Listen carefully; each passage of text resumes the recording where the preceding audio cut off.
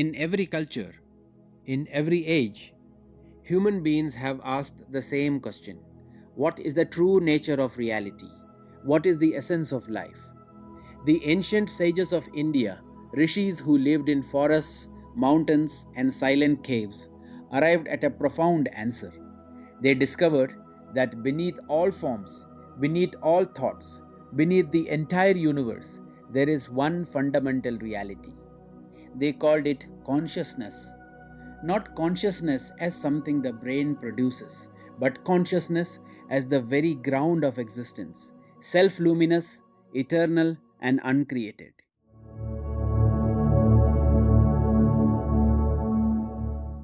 This consciousness is not something we have, it is what we are. Brahman and Śiva, two technical names for the one reality. In the Vedic tradition, this infinite consciousness is called Brahman. In the Shaiva tradition, it is called Śiva. Different names, different symbolisms, but the same boundless presence.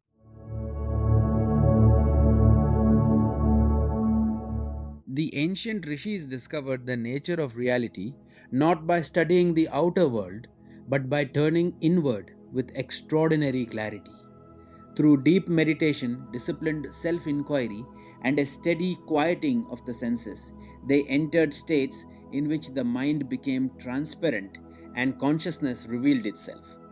Their method was a science of direct experience, aparokṣa anubhūti, where truth was not believed but seen, as unmistakably as tasting sweetness on the tongue. Different sages across different eras repeated the same inner experiment and reported the same discovery. Beneath all thoughts, forms, and identities lies a single self luminous reality. They verified this truth through its transformative power. For those who realized it, became free from fear, sorrow, and limitation, radiating a peace that became the living proof of their insight. And from this shared vision, they declared with one voice that consciousness is the foundation of all existence, unborn, undying, and present in every being.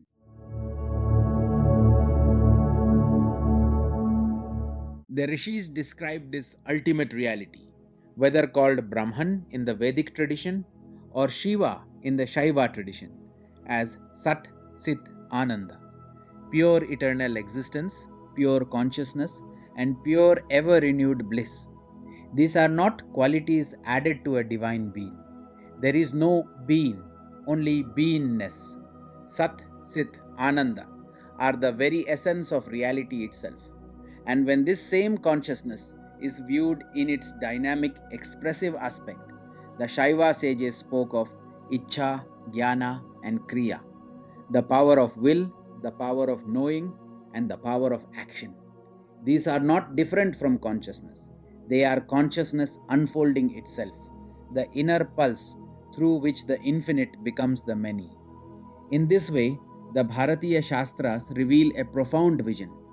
Consciousness is both the silent, unchanging ground of all that exists and the vibrant, creative force that brings the universe into being.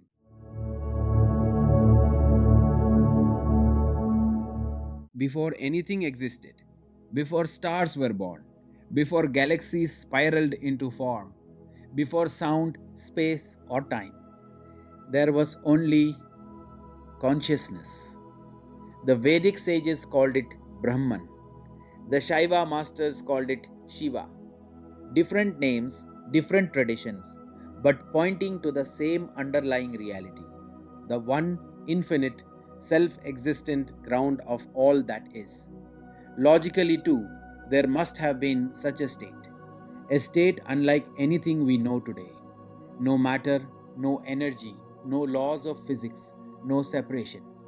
Modern science, approaching from a different direction, describes the earliest phase of the universe as a quantum dominated state, a realm before matter, before space, before time, where only subtle fluctuations existed. The rishis, through inner exploration, discovered this same primordial ground as pure consciousness, silently present as Sat Chit Ananda, existence, consciousness, and bliss. And within this consciousness lay the subtle pulse of icchā, jñāna, and kriyā, the will to manifest, the knowing of what is to be manifested, and the power to bring manifestation forth. Not added attributes, but consciousness itself is preparing to express as the universe.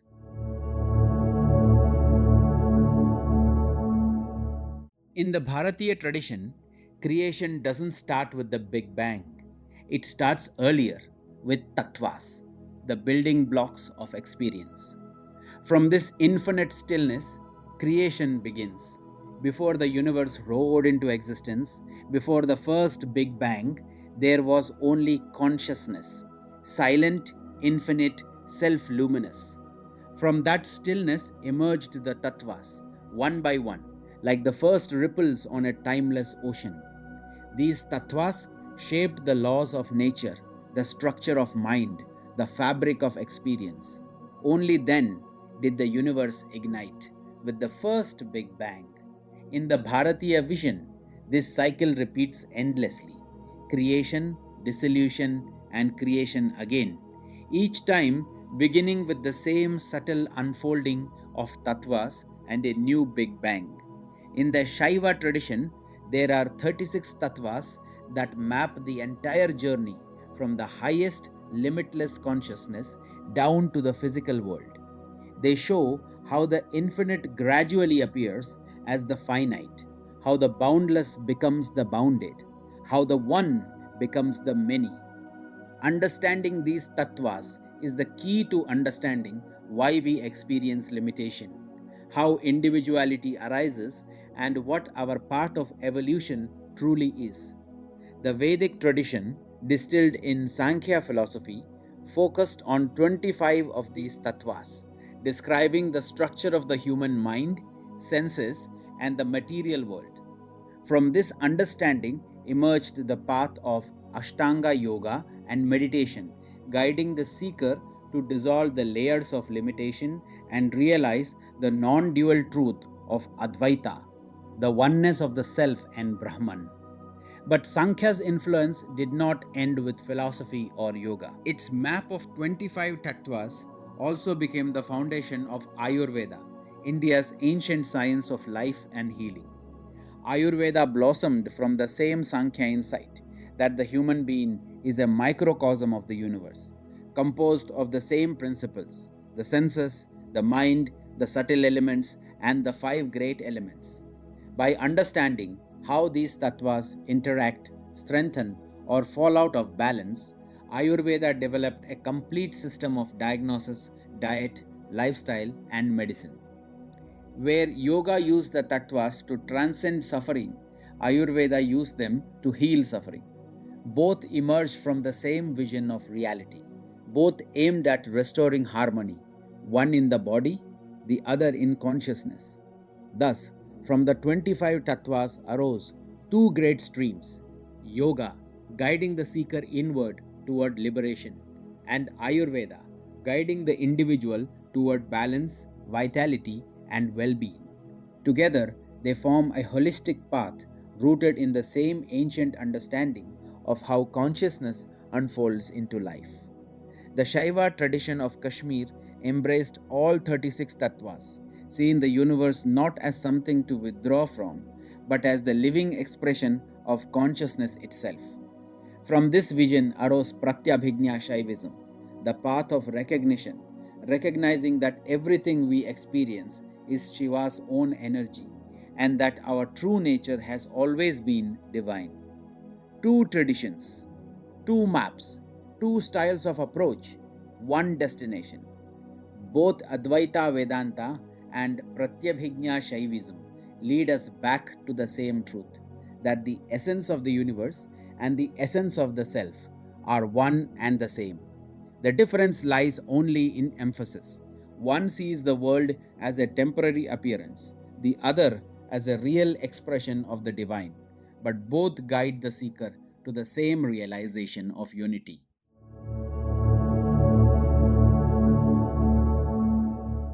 But how did this infinite, formless consciousness become the universe we see? How did the unlimited appear as the limited? To explain this, the sages use the word tattva, meaning thatness or principle. A tattva is not a mystical idea, it is a conceptual building block of experience. We can understand it through everyday examples. The ability to see is a tattva. The light that makes seeing possible is another tattva. The mind that interprets what we see is yet another. Even the sense of I am the one who is seeing is a tattva. Just as a house is built from bricks, beams, and pillars, the universe is built from tattvas, principles that explain how the infinite becomes the finite, how consciousness becomes experience, and how the one appears as the many. Tattvas are the grammar of existence, the hidden architecture behind everything we think, feel, and perceive. We cannot see grammar per se, but no sentence is meaningful without it. Grammar is a tattva behind the sentences that come into existence.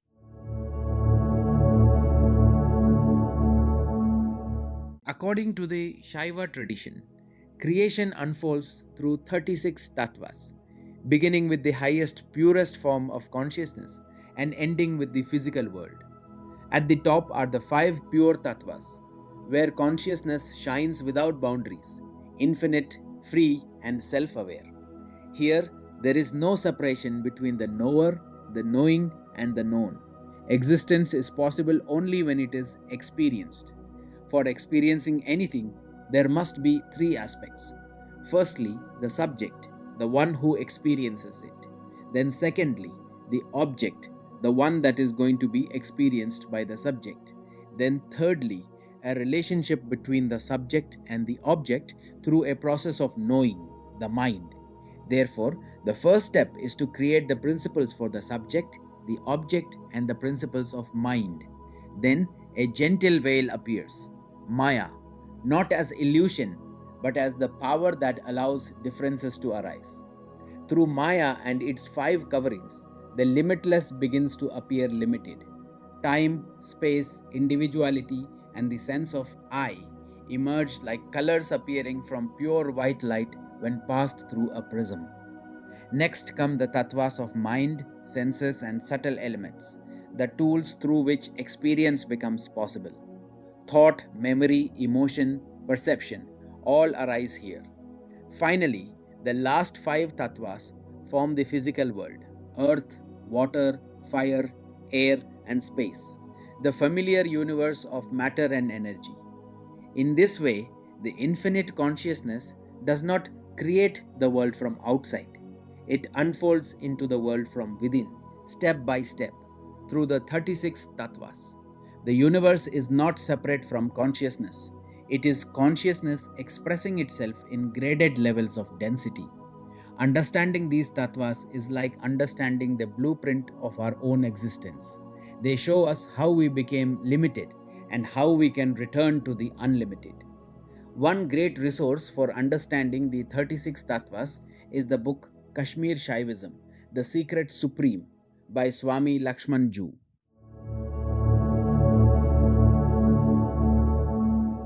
This is why the ancient traditions place such importance on tattvas. Without understanding how consciousness becomes limited, we cannot understand why Advaita, the realization of non duality, is the natural destination of human evolution. The Vedic tradition, distilled in Sāṅkhya, focused on 25 tattvas, the principles that shape the mind, senses, and material world. From this understanding came the path of Ashtanga Yoga, guiding the seeker to peel away layers of limitation and discover the silent, unchanging self. The Śaiva tradition embraced all 36 tattvas, seeing the universe not as something to escape, but as the vibrant expression of consciousness. From this vision came Pratyabhijñā Śaivism, the path of recognition, recognizing the divine in every experience, every moment, every breath. Both paths lead to the same realization: the self and the absolute are one. The difference lies only in temperament. One path leans toward stillness, the other toward fullness. Choosing between them has nothing to do with religion. It is not about belief, ritual, or identity. It is an intelligent, knowledge based alignment with the natural direction of our evolution. The journey from limitation back to freedom, from separation back to unity.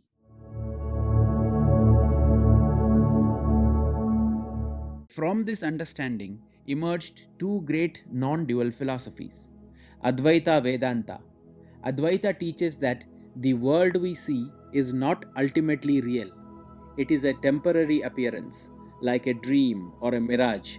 The only true reality is Brahman, the silent, unchanging self. Liberation comes by turning inward, withdrawing from the noise of the world, and realizing, I am Brahman. Pratyabhijñā Śaivism. Pratyabhijñā, the philosophy of recognition, teaches something different. The world is not an illusion.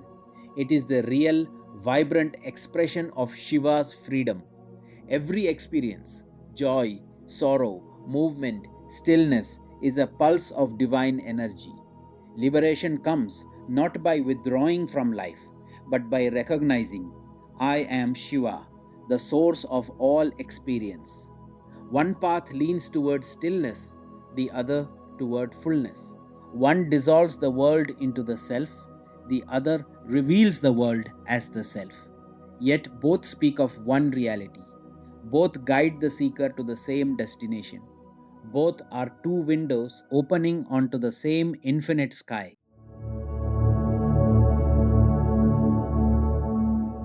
And this brings us to a tale, simple, magical, and filled with wonder. A story that mirrors these two great paths. A story of two friends who walked different roads yet arrived at the same truth. The river of light.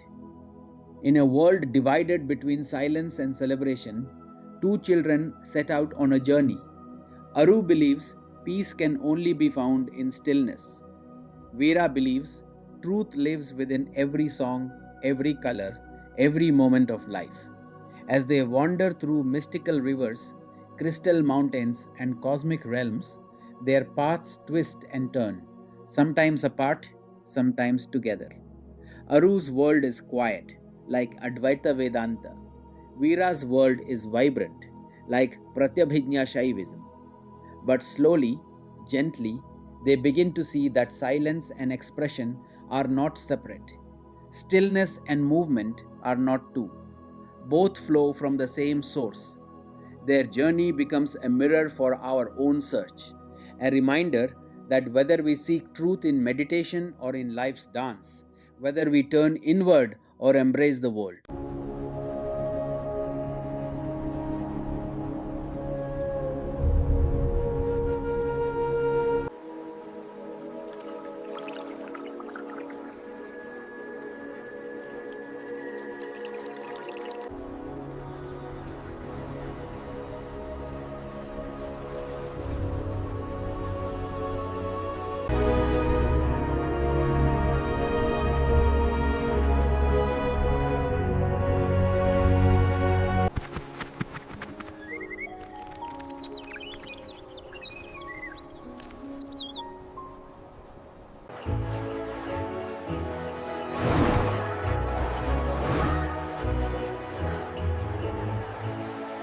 So, is it as dangerous as they say?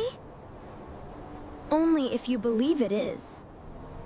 You always do this. It's not my fault. You always start it. Be careful. I wish things were different. Me too, I guess. Okay, let's calm down. Ah, what is that?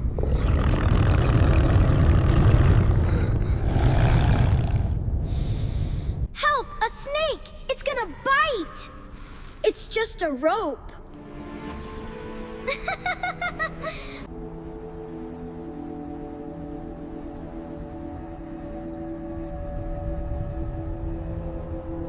Look, Aru, it's beautiful. Oh, Veera, it's more than beautiful. Oh, listen to the wind. It's turning into music.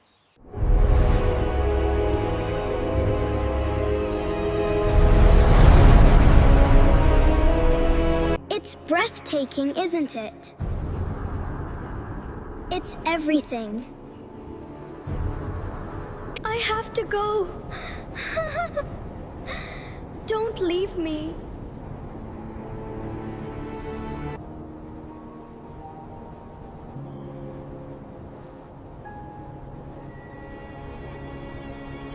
It's beautiful, but it's too much. I can't breathe. Just make it stop, please. Just stop. I know it's hard to see the light now, but trust me, even the smallest spark can make a difference. We don't understand.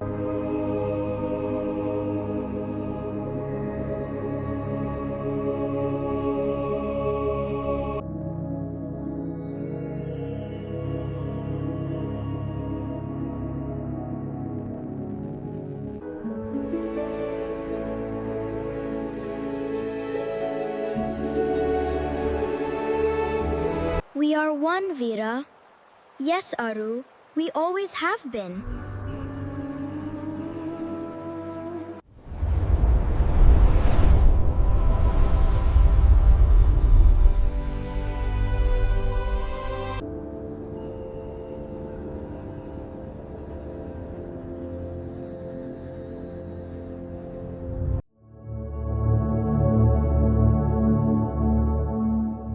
In the depths of Sanātana Dharma, there is only one supreme basis for all existence. Two great streams, the Vedic and the Śaiva Āgamic, describe it in different languages, yet point to the same Ayantuanpri, all ultimate truth. The Vedic tradition calls it Brahman. The Śaiva tradition calls it Śiva. Religions across the world call it God. Only the words differ. The reality is one. Sanātana Dharma, often misunderstood as polytheistic, is in truth profoundly non-dual. What appear as many gods are not separate supreme beings, but Ishvaras, expressions of the one consciousness dwelling within all forms of existence. Each Ishvara represents a facet of the same infinite reality, the indwelling intelligence that animates every atom, every star, every living being. Through the 36 tattvas, this consciousness manifests as the universe, and within each level of creation, an Ishvara presides, not as a ruler apart, but as the inner light that sustains and guides. To help human minds remember this vast truth, the ancients created pratisthas, sacred symbols and images that serve as reminders of the invisible. A pratishtha is not the divine itself, but a symbolic doorway to it. Just as the formula E equals mc squared condenses a cosmic truth into a simple expression understood by scientists, a sacred image condenses the infinite into a form that anyone can approach. Child or scholar, believer or seeker, it is a living mnemonic, a memory aid, a mirror through which the mind can glimpse the eternal. Thus, the many forms of worship, the countless names, and the diverse paths of realization all converge upon one understanding. Consciousness alone is real. It is Brahman, it is Śiva, it is God, the one without a second.